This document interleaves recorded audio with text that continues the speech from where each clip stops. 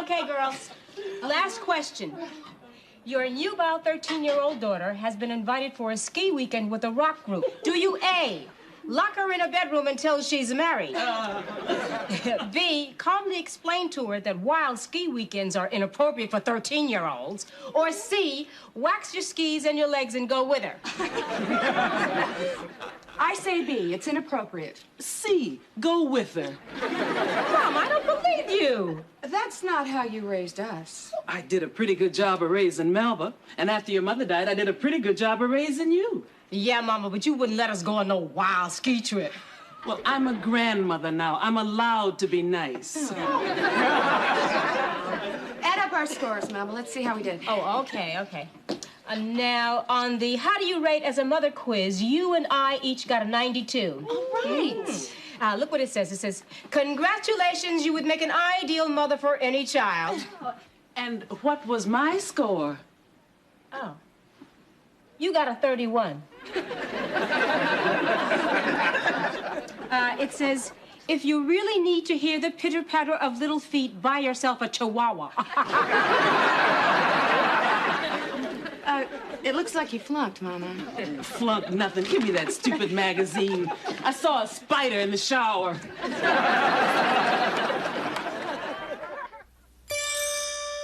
Remember way back in school when Mama laid down the rule to stick together like glue, 'cause we're sisters.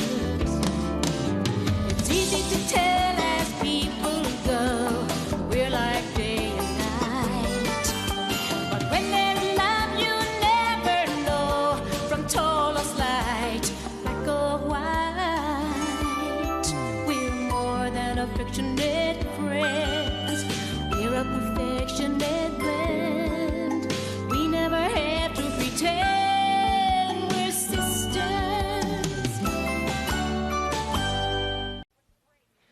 Tell Mama dinner was great.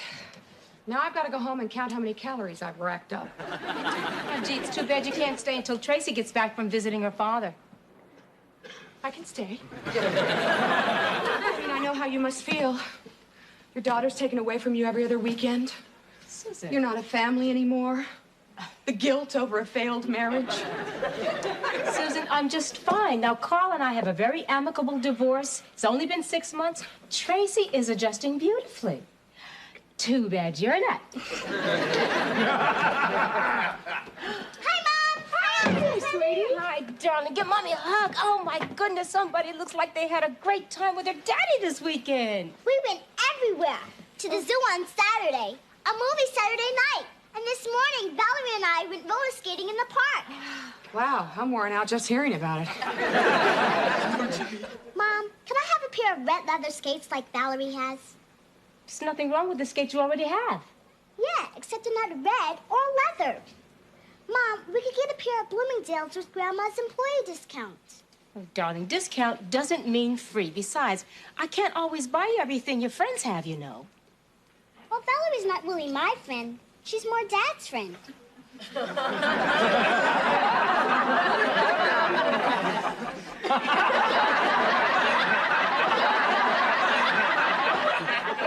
Dad's friend?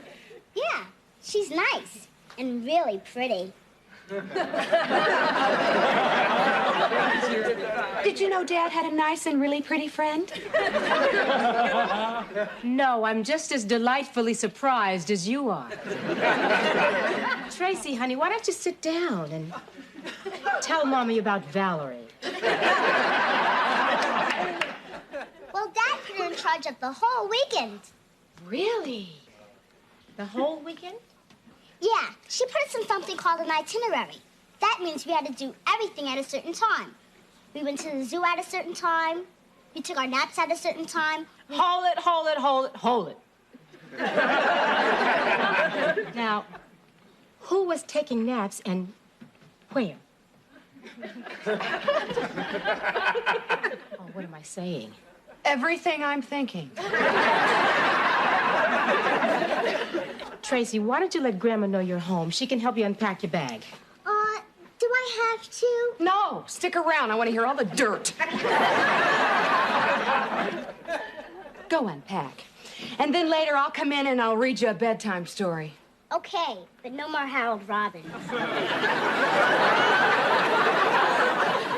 I can't believe it. Carl is involved with another woman. Well, Susan, it's not that big a deal. Not that big a deal. The man that I loved and worshipped for over 10 years suddenly takes up with a woman who's young enough to roller skate, and you say it's no big deal? Well, Susan, The man I shared holidays and birthdays with, not to mention a wedding. I have seen his only child take her first step, lose her first tooth. Susan, he was my husband. Oh, twist the knife a little more, why don't you?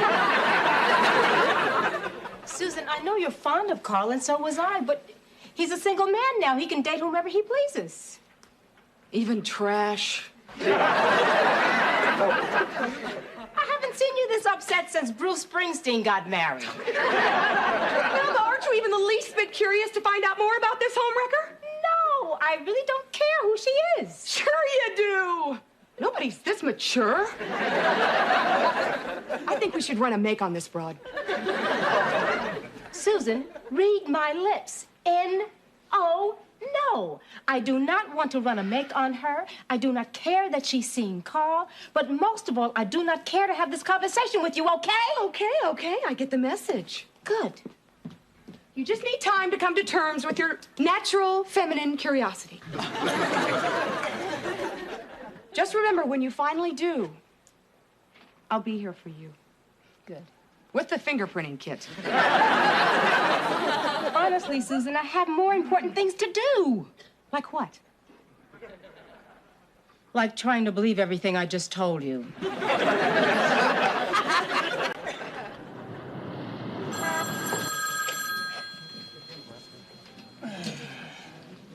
Manhattan Visitor Center. Sorry, we're only open till 5 o'clock. I know it's the city that never sleeps, but I do. Thank you. I'm going to send it right over. All right, bye-bye.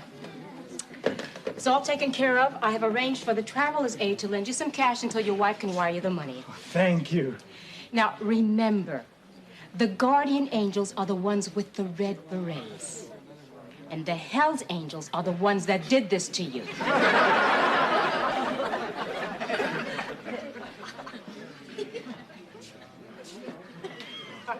Don't you have anything on walking tours of the city?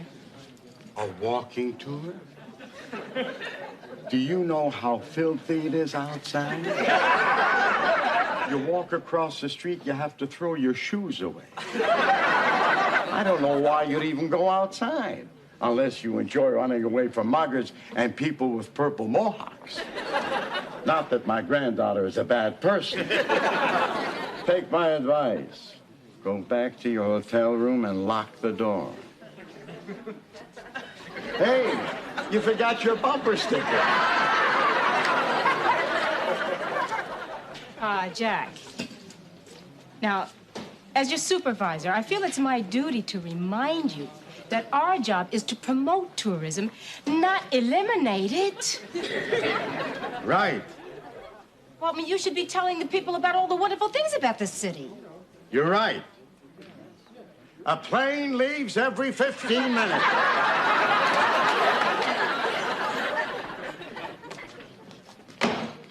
Hi, boss.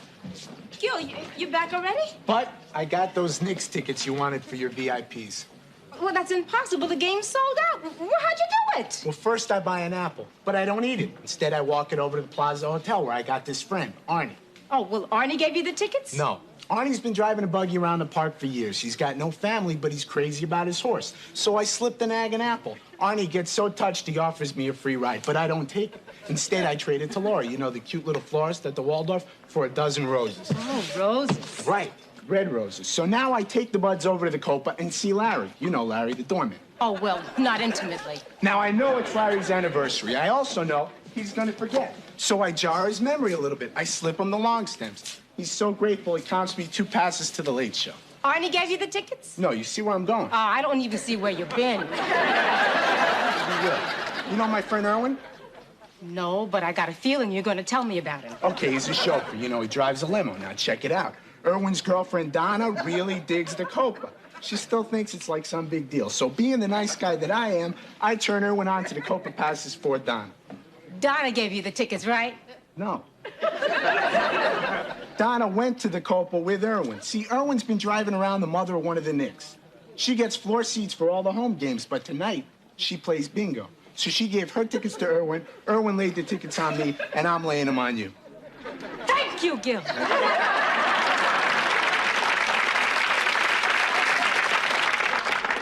Now, do me a favor.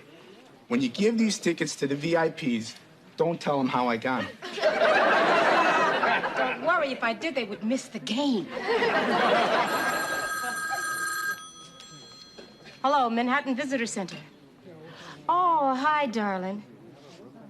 Well, no, I don't mind if you visit your father after school. Don't forget now, you got homework tonight. Oh, Valerie will help you with your homework.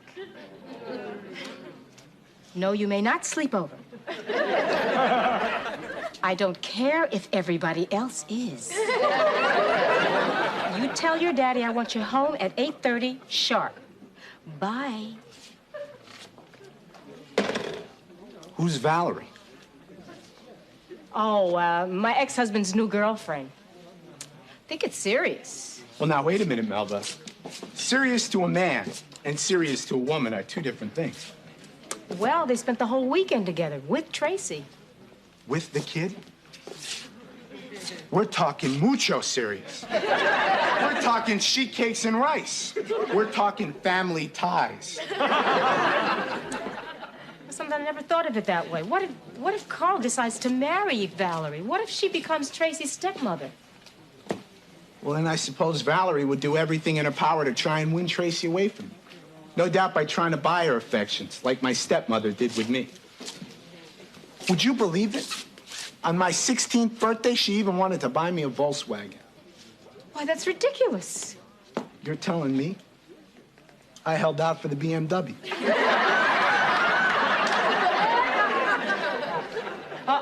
Don't worry. I know better than to look to you for a word of encouragement. I wish I could give you one. My heart goes out to you, Melba, but I don't know much about the plight of divorced parents. Mine, unfortunately, chose to stay married. Who was it that said life was difficult? Not me. I've been too busy singing. Well, before you know it, Valerie will be the one she calls from college to say she wants a new ski suit and lip quencher. Think of all the money you'll save. Honey, I hate to say this, but I think there's a lot more that's bothering you besides Valerie's relationship with Tracy. Well, like what? Like Valerie's relationship with Carl. Carl and I are divorced, so why should it bother me if he's fallen for another woman? Because you haven't fallen for another man. Well, that's because I've been very involved with a very satisfying career. Oh, that's true. But tell me, how warm does your job keep you at night?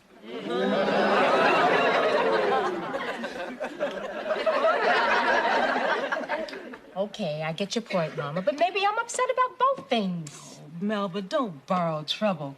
When you get right down to it, you really have no proof that Valerie's trying to buy Tracy's love. You know something? You're absolutely right, Mama. I'm probably making a mountain out of a molehill. Thanks, Mom. Okay, baby. I'm home. Oh, hi, baby. Oh, hi, Puddin'. What you got there? My new skates. I thought I told you you couldn't have new skates. Now, why did you deliberately go against my decision and ask your father to buy them? I didn't. I swear. Well, then where did you get them? They were a gift from Valerie.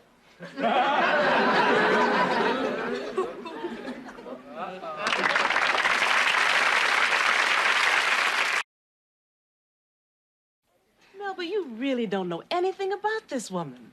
You're right, Mama. I need to talk to Carl. I'm going to call him right now. I'm going to tell him that Valerie is undermining my relationship with my daughter, and then he's going to know exactly how insecure and threatened I feel. Melba. Mom, it's not fair. Her relationship with Tracy's only about their having fun together. I mean, she never has to say, go to bed, brush your teeth, no red skates. No wonder Tracy loves her more than me. Melba, don't be crazy. How could Tracy ever love that woman more than she loves her own mother? Well, children are fickle, Mama. They don't care about all the times you nursed them through the flu or bandaged their knee or yelled at the teacher when she didn't step in and stop the school bully from stealing their lunch. Mama, all kids remember and care about is who gave them what and when. You weren't that kind of child. You were thoughtful and gracious and understanding. Yeah, that's how come I always got my lunch stolen. Oh, hi. I got your emergency call. What's the emergency? I'll give you a clue. Ex-husband and roller skates. Susan, look, I've reconsidered your idea about checking Valerie out. I think it's my duty to find out what kind of a woman my daughter's spending time with. Oh, I couldn't agree more. But there's just one question. Now, how do you even begin to search for information like that?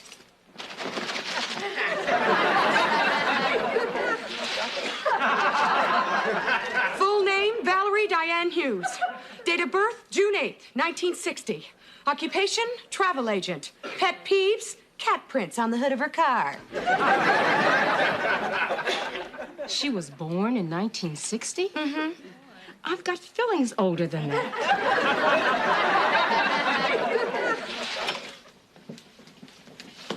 I don't think this is the right thing to do, Susan. What's wrong now? I got a half hour. I got to get back to the office. Melba, you're the boss. When you get back to the office, you can fire yourself, okay? Now, let's review. I am Felice, and you are Marcia. Two incredibly active Cosmo girls looking for the wildest and craziest getaway on Earth. Now, you really think that based on the kind of vacation Valerie suggests, we'll be able to tell exactly what she's like? I guarantee you she'll show her true colors. And my guess is they're shades of hot pink.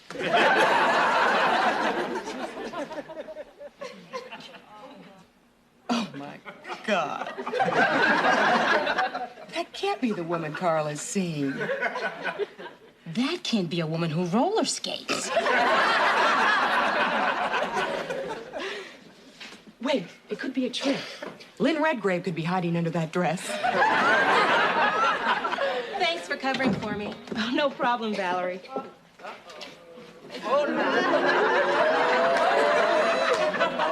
She's gorgeous. I hate her. May I help you, ladies? We're not ladies. We're women. Real women. Well, I'm qualified to help those too. Got a cigarette? I'm sorry, I don't smoke. Sure. I beg your pardon? Felice. Okay. We can discuss physical addictions later. My friend Felice and I would like to know what you have in the way of singles vacations. You know, fun, sun, writhing, romping. The kind of vacation where the only thing you pack are pillows and whipped cream. Would you excuse us for just a moment? Yo, Felipe! You're making us sound like we just jumped over the wall of a convent. All right, I'll tone it down a little. Sorry about the outburst. You can see how badly we need a vacation. Now then, where would you go to have some fun? Well, that depends on what you mean by fun. Oh, you know, a place where you go where you can just lie down and be yourself? With everybody.